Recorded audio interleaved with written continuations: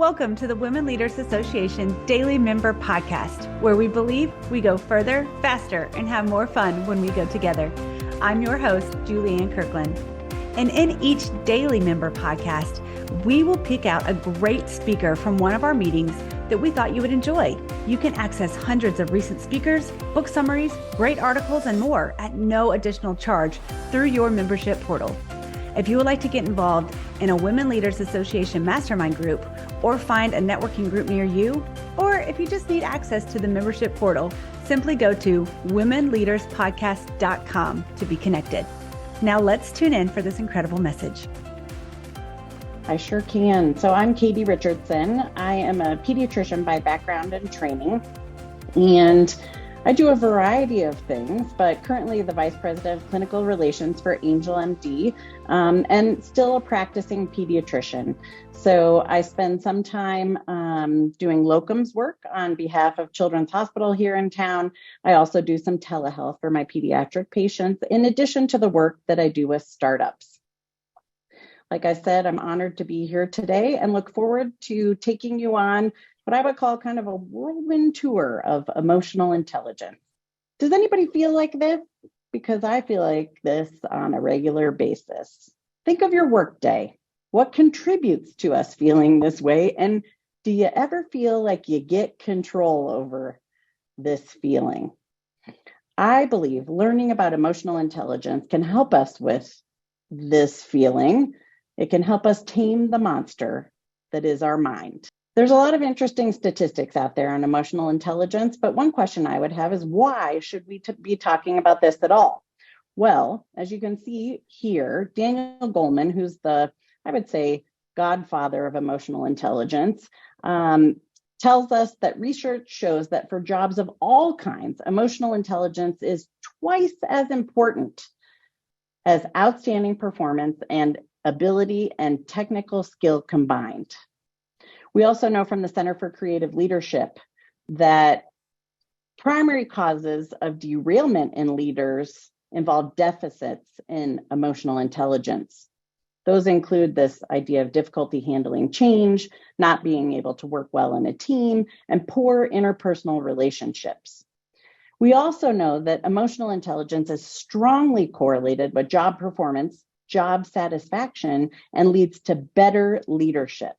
In fact, emotional competencies make up at least 80% of the distinguishing competencies of outstanding leaders, probably more than that. And as leaders, you set the tone for your team. Think about the types of communication, behavior, and actions you want from your team members, and know as a leader, you should be modeling those practices for them. It all starts by looking in the mirror. So that's where we're going to spend some time today. The next slide will talk about a definition of emotional intelligence here, but I want to know what are your ideas of emotional intelligence? You can go ahead and put those in the chat. Travis Bradbury, another researcher, and has written a book on emotional intelligence 2.0.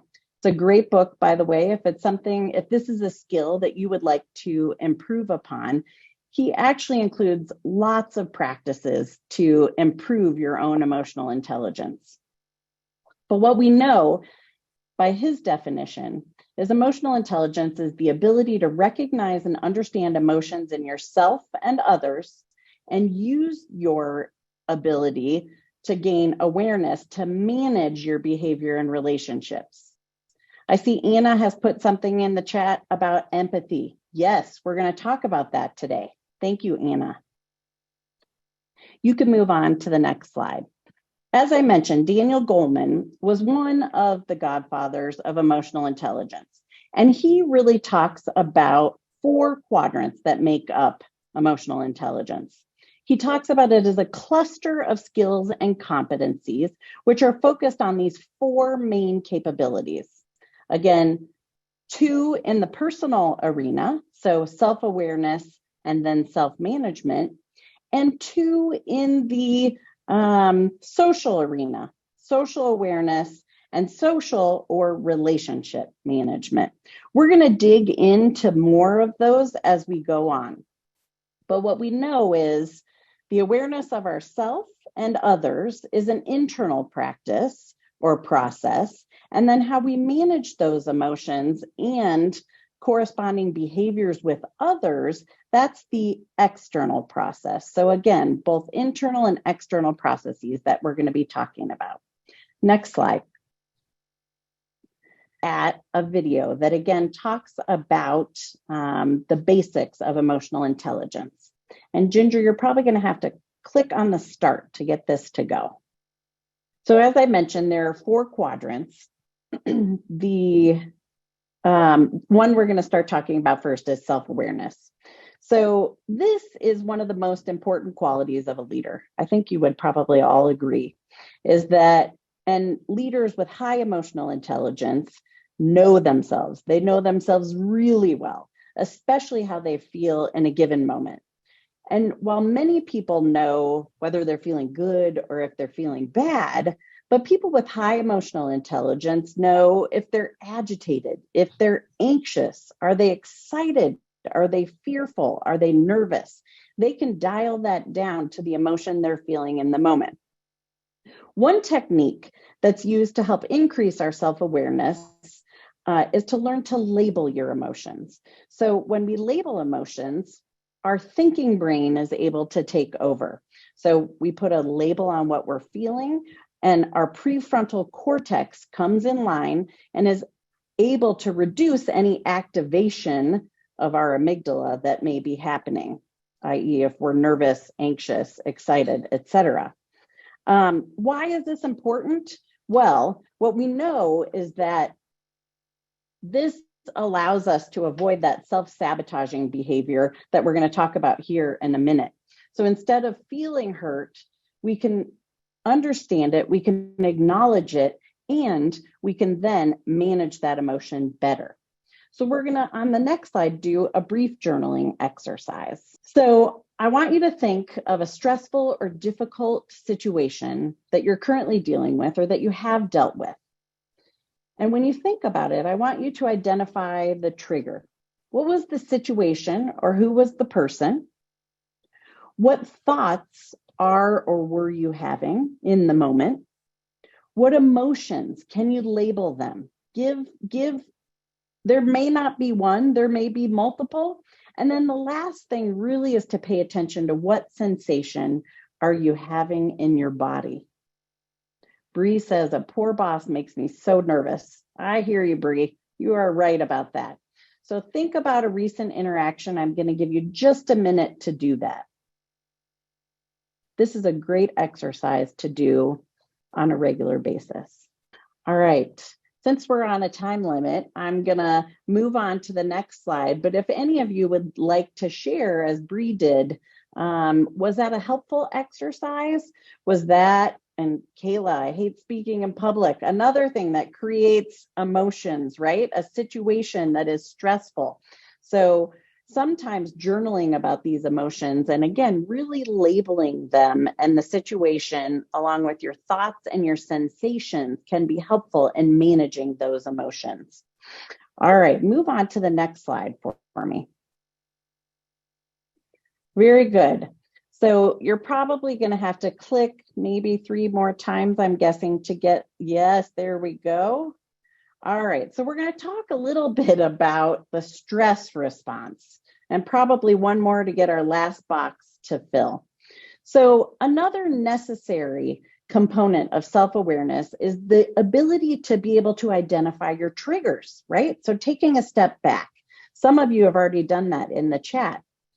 Taking the opportunity to write down those circumstances or situations that push your buttons or leave you feeling embarrassed, humiliated, angry, so you're not blindsided by them, that is a useful exercise as well.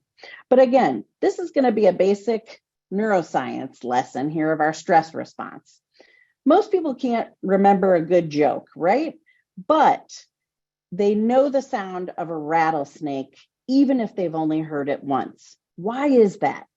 Well, our brains are hardwired to identify and react to threats, right? We think back to the Ice Age. We notice, and dinosaurs, right? Those are threats. We're going to react to them. We notice and remember the negative over the positive because there's an evolutionary advantage in doing so. But this trait also makes us less likely to notice the positive in favor of the negative, which over time contributes to burnout and anxiety, depression, other emotions and conditions. But back to the rattlesnake. So you hear that rattle. That's a perceived threat, right? Our emotional memory center, our amygdala, is triggered, and we have a reaction, immediate, right? It is fight, it is flight, we flee, we freeze. Any of those things are those hardwired responses to stress. The amygdala is involved in the initial appraisal and leads to the storing of memory, okay? And decision-making then is based on past experiences. And we then develop these conditioned patterns of reactivity. Whether we approach or avoid those circumstances is immediate. We know in the moment, and they are hardwired, as I mentioned. Let's move on to the next slide. So Daniel Goleman talks about this reactive unconscious response as the amygdala hijack, okay? The sudden emotional reaction that is out of proportion many times to the perceived threat. Your stress hormones kick in, that's your adrenaline, your cortisol, and your limbic brain takes over. Again, it is in the moment. How do we know this? Do we know we can retrain the amygdala not to have an immediate response? We do.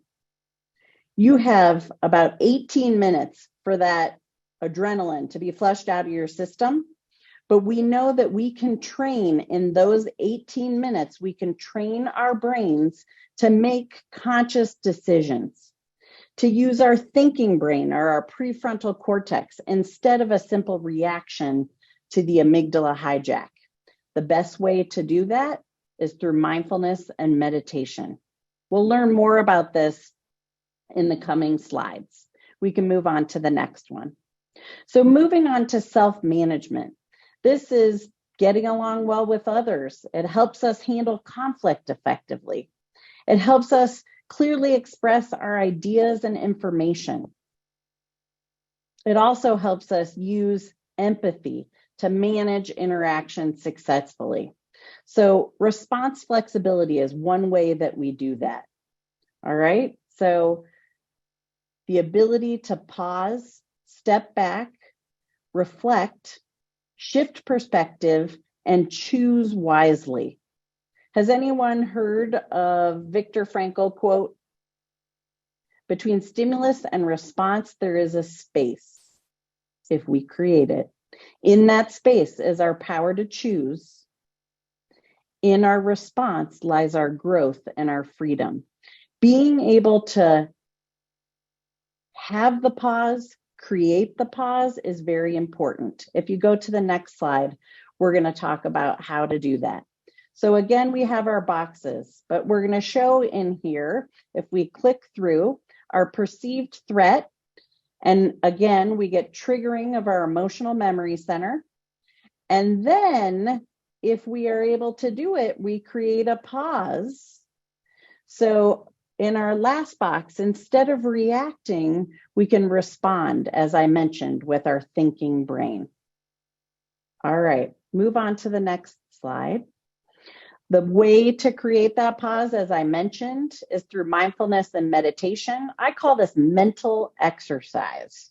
I would love for all of you that are in our audience to put some ideas. Do you use a meditation app? Put your app, your favorite app, in the chat, your favorite meditation or relaxation app, or if there are other ways that you practice mindfulness, share that with the group as well. This is an opportunity for all of us, but I will tell you, this is the number one way to stop the amygdala hijack is through meditation and mindfulness. All right, we can move on to the next slide. So we just talked a lot about self-awareness and self-regulation. Now we're going to switch gears to talk about social awareness. So this really is about reading your environment, okay? Sensing others' feelings and perspectives, looking for signs that others are not feeling safe, reading body language, being curious, trying to understand others' points of views, and demonstrating empathy. That came up earlier in our chat. It's easy to hear, as this slide says, what someone is saying. To listen is another matter. But social awareness really is about listening with what Dr. Stephen Stein calls the third ear. And with this, you're able to not only hear what someone says to you, but also understand the underlying message.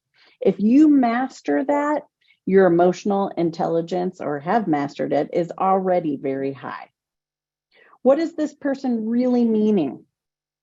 This takes being fully present and being focused on what the other person is saying without thinking of a reply. I don't know if anybody else finds that hard, but our minds are going a million miles a minute. And for me, it is hard to not be thinking of what my response is going to be when I'm talking to someone. But that is this listening with their third ear.